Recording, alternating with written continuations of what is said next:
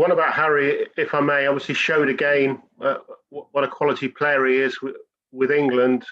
His form under you, up front, assists, defensively, he's obviously enjoying his football. Does it then surprise you that people still say that he needs to leave this summer? I'm talking about pundits and so-called experts. Yeah. I cannot play that game, you know. I have to focus on what is for us. Of course, I'm always pleased when my players they go to national teams and they do well. So I'm happy that he does well with England. I'm happy that England wins, obviously, but I cannot play that game of what the people say, what the people doesn't say. I cannot play that game. I focus on what he did for us in the last match against Villa. I focus on the effort that I saw him put on the pitch for England against Albania and Poland, and I focus on the match against Newcastle, where I'm pretty sure that playing very well or not so well, scoring 2-1 or nil, he will be there for the team, and that's where I have to focus. But always a smile on his face, tellingly, on the training ground and on the pitch. Harry? Yes. I don't know if he has always a smile on his face. What I know is that he is professional. A part of being talented or no is very important that the player is professional, and is very professional. And I'm very, very pleased to have him. And I repeat, I'm happy to see him and all the other guys when they go to national teams. I'm always happy when they do well. It's always better when they come back after positive results. So I think he's living a good period. He's doing well for club and country. And ahead of him, until the end of the season, he has nice challenges. He has a final to play. He has a Premier League to fight for every point. Then he has a Euros with the possibility to play a final at Wembley. I think he has to be happy with the moment he's living. Finally, from me, Jose, goal of the month, Eric Lamela's Rabona. Goal of the season as well? Maybe. I would say if it was a winning goal, I would say 100%, because my criteria of football is more important when you win. Maybe yes, maybe not, but undoubtedly is an incredible goal, and undoubtedly he will be in that very short list for goal of the season in the Premier League and also worldwide for sure. Cheers, Gary. Okay, we're going to go to Faker Others from PLP now. Thanks very much. Hi, Jose. Hello. You obviously bounced back with a 2-0 win over Aston Villa last time out. Different formation as well. What pleased you about that performance that you can take into this match against Newcastle on Sunday? You know, the attitude. The team went there to win it. And we were coming from 2 defeats, and I would say 2 bad defeats. And it was important that the players that showed that mentality. When you come in a bad run of results, is quite easy to let it go in the same direction. The players they were exactly the opposite. There was solidarity on the team, and we could see that on the pitch. The team was solid. The team was intense. The team was aggressive going forward. Didn't create many chances, but create chances enough to win the game. Was defensively very compact too. So it was a good performance. It was a good reaction from two bad defeats. But at the same time, if I'm not wrong, last 5 Premier League matches we won 4. So out of 15, we made 12 points. So we can see it also as a continuity of a good period for us in the Premier League, where we recovered a few points gap to other teams that fight like us for the same objectives. Yeah, you are only just 3 points outside the top 4. You mentioned there to Gary that, you know, you're taking one game at a time and you know, that's your focus. But how confident are you of getting into the Champions League next season? I'm confident that we can win Sunday. And Monday, if you ask me, I will be confident that we can win against Manchester United next week. And I can repeat to you after every match this ambition and this confidence to win the next match. To reach a Champions League position, I don't think we depend only about ourselves. I think we depend also from results from other teams. I'm not going to say we are going to do it or not going to do it. We have to go one game at a time, and the last season was a very good example. We were quite distance. We had a big distance to the top 6 position, and in the end, in the last minute of the last match, we confirmed that position. So we have to go in that direction. Just finally, Newcastle obviously fighting relegation. The break may have helped them though, regroup perhaps. What are you expecting from them on Sunday? I expect a team obviously trying to win the match, or at least trying to get a point, because in this moment, for every team, a point sometimes can be very, very important. I think they are a difficult team to play against. So of course I expect a difficult match for us. Okay, move on to the Moose now. Moose, I hope you're not driving. No, I'm not driving. Hi, Jose. How are you? You good? I'm very well, very well. I'll ask you quite bluntly. Do you think it will be a failure this season if Spurs don't get into the top 6 or the top 4 and get European football for next season? I don't want to speak about that possibility. I'm not going to be pessimistic, or I'm not going to try to anticipate scenarios and to evaluate our season before the season ends. Do you think your team will be a little bit riled still by what happened in the game at White Hart Lane, where you drew 1-1 and there was that handball by Eric Dyer, crazy decision for the penalty late on? You know, was a game where we had a reason to feel very frustrated, because we played very, very well. The Newcastle goalkeeper was deservedly the man of the match, because he made incredible saves. Was the kind of match where easily should be 3-4-0, because we played really well in this match. And in the end, we lost 2 points in the last minute with a very controversial situation. But you know, if you look to the season, it happened in many stadiums,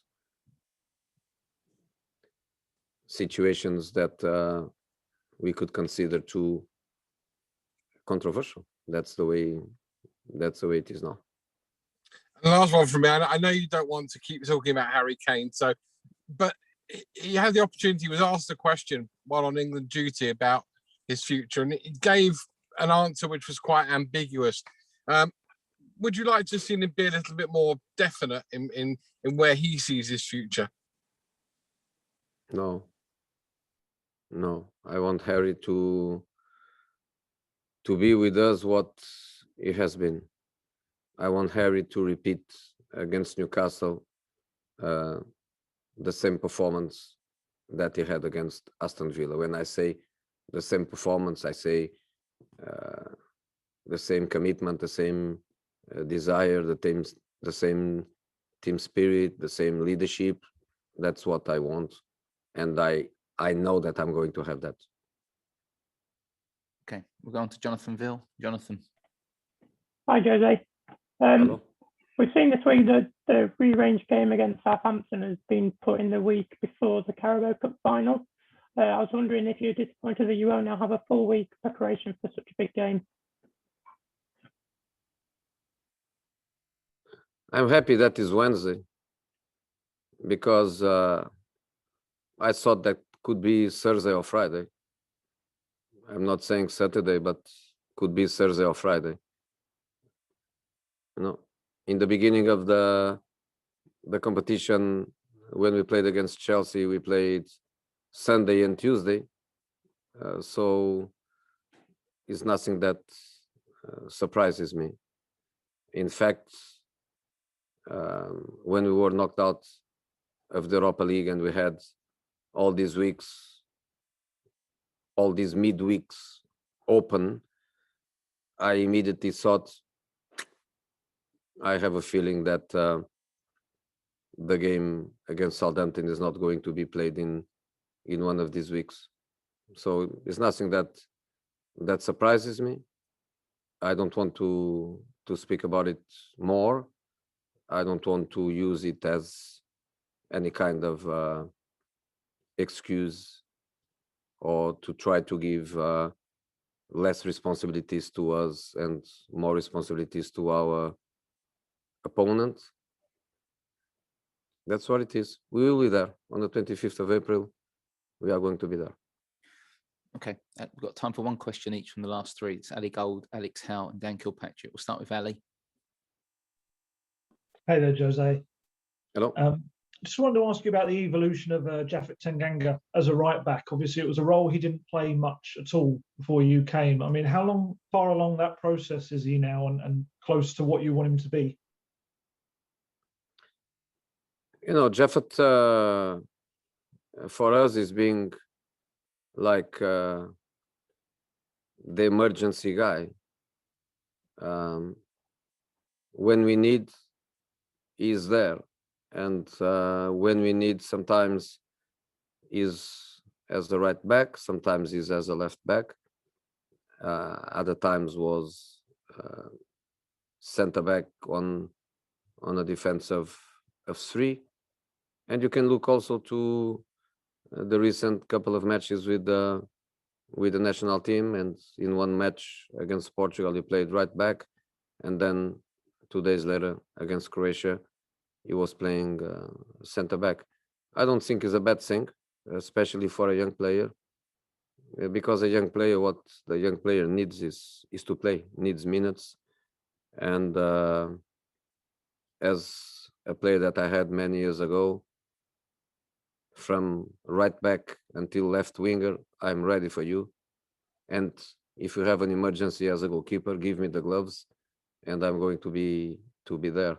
So Japhet is a little bit like this, but honestly, I think in spite of he's good in the air and he has a good positional education as a centre back, I think that probably his best position in terms of future is right back. As you know, he's not a giant. Needs to improve his crossing, needs to improve the timings to arrive in attacking positions, but he's comfortable with the ball. He doesn't make mistakes or many. He's solid. He reads the game very well. He's a player that we can trust. And in fact, you can see his debut was against Liverpool, and then the matches that he played are normally matches of responsibility and quality on the opponents. He's a player that we trust, and is developing quite well. Good kids, humble kids. All good. Okay, Alex Howe. Hi, Jose. Hello. It's start of a massive month with Newcastle Sunday, and then you have Everton and Manchester United who are around you. How important is it to get a win on Sunday to build momentum ahead of the cup final? It's not about the cup final. It's not about the cup final. I don't think cup finals, they need momentums. I don't think.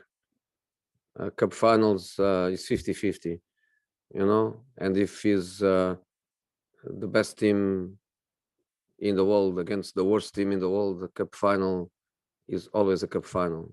For me, it's 50-50. And doesn't matter if the week before City is already champion and they can prepare the final. And for us, the Southampton game is a game where we need points. Not even that is going to change. It's a 50-50 game in my experience. So the matches that we have before the final or after the final are another story, are independent of the final. Is Premier League, we have the points on the table to fight for them. And it's not about momentum, is about trying to get the maximum points. Now is Newcastle, after is United, and then is Everton. Newcastle needs points for their fight. Everton needs points for their fight. I don't think United needs. I think United clearly is going to finish second. But you know, the points are there to fight for, and that's what we are going to do. Okay, Dan, to finish. Hi, Jose. After the Dinamo game, Hugo Lloris said that there were some players in the squad who weren't happy when they weren't in the starting 11 and that they weren't being as supportive of the 11 as they should be. I just wondered, now you've got no European football and you've only got one game a week, that there's going to be less opportunities for you to give squad players minutes and less opportunity to play players. I mean, do you fear that you could have some unhappy players on your hands because they're just not playing as much football now until the end of the season? You know, in one thing, you are totally right. We have less matches to play. There is no need of the kind of rotation that you normally make when you play lots of matches. I believe that we can look at it in two different directions. One direction is the one that you mentioned. The other one is probably the easy one for me, which is merit. One match per week, you play well, you give to the team what the team needs. The next match, you are there again. So probably for me will be more simple. But I admit that maybe you are right. Less opportunities for people to play, but maybe at the same time, because less opportunities to play, less matches to play, maybe fantastic training sessions where everybody uses a training session to try to show the potential, the motivation to play. And to be honest, these previous 2 weeks are normally weeks where the people that doesn't go to national teams, they let their level of motivation drop because they are not in national teams, because they are in a smaller group, because they are mixed with young players from the academy. I have to say that these last 10 days were fantastic. Every player that stayed back worked very, very hard, trying exactly to get a position to play the next match, or at least to be selected and involved. Okay, perfect. We're going to move on to the written section now, which is embargo till 10:30.